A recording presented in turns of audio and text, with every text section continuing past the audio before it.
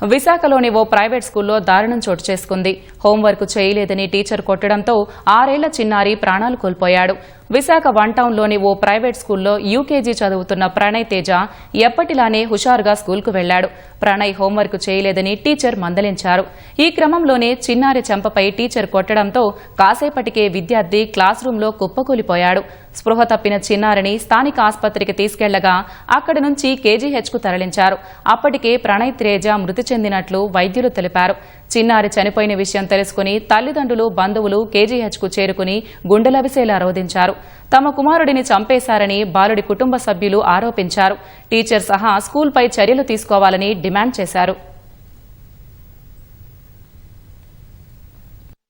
నా బిడ్డ నాకు కావాలి, హోంవర్క్ చేయలేదని కొట్టేసింది, వద్దు వద్దు అంటున్నాడు, అయినా వినలేదు.